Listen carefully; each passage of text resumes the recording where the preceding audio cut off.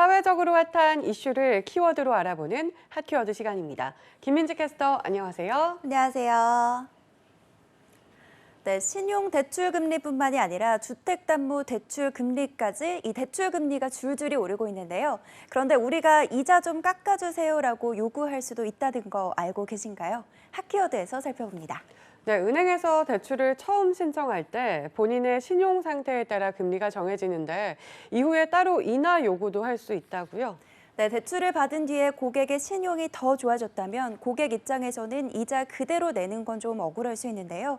이럴 땐 금리 인하 요구권이라는 걸 활용할 수 있습니다. 대출 이후 고객의 신용 상태가 달라졌을 때 금융사의 금리를 깎아달라고 요구할 수 있는 권한으로 재작년 6월에 법제화됐는데요.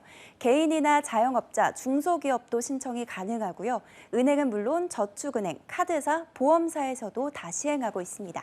네, 내가 내야 할 이자를 조금 낮춰달라고 요구할 수도 있다니 정말 좋은 것 같은데 그럼 이 권리를 언제 행사할 수 있을까요? 조건이 있을까요? 네, 취업을 했거나 승진을 했을 때, 또 연봉이 더 높은 곳으로 이직했을 때, 전문 자격증을 취득했을 때 금리 인하 요구권을 행사할 수 있고요. 재산이 증가했을 때도 가능합니다. 또 자영업자나 사업자는 매출이 늘어났다면 요구할 수 있고요. 신용 점수가 상승했을 때에도 당연히 신청 가능합니다.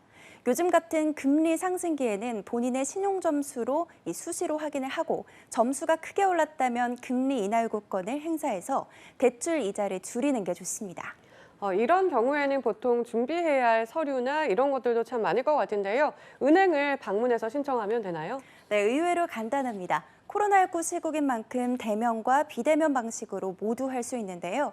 금융사에 직접 방문을 해서 접수해도 되지만 스마트폰 앱이나 은행 홈페이지를 통해서 간편하게 신청할 수 있습니다. 일반적으로 접수 후 금융사가 심사한 후에 열흘 안에 결과를 알려주는데요. 다만 대부업체 등 제3금융권에서 제출을 받았거나 금리 기준이 정해진 정부정책 대출은 금리 인하 요구권을 행사하기 어려울 수 있고요.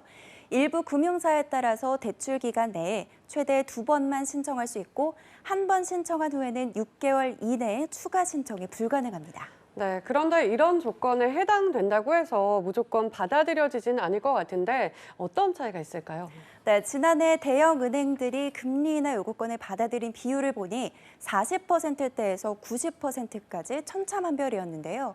농협은행 수용률이 96.4%로 가장 높았습니다. 그 뒤로는 수용률이 크게 떨어지기 시작하는데 우리은행이 70%대, 하나은행은 50%대였고 국민과 신한은 수용률이 절반도 되지 않았습니다.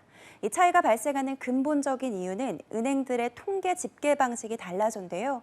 금리 인하 요구권을 신청한 전체 고객을 대상으로 하느냐, 대상자에 해당한 고객만 하느냐, 이렇게 각기 다른 기준으로 계산을 해줍니다.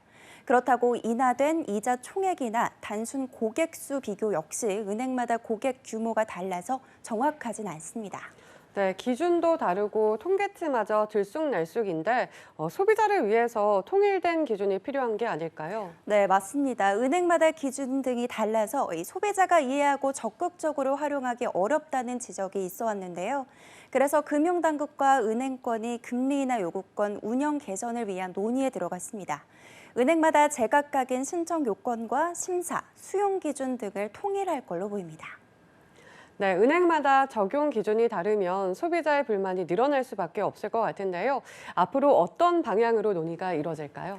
네, 기준 통일은 물론이고요. 소비자가 금리 인하 요구권을 활용하는 데 혼란이 없도록 정확한 안내가 이루어질 걸로 보입니다.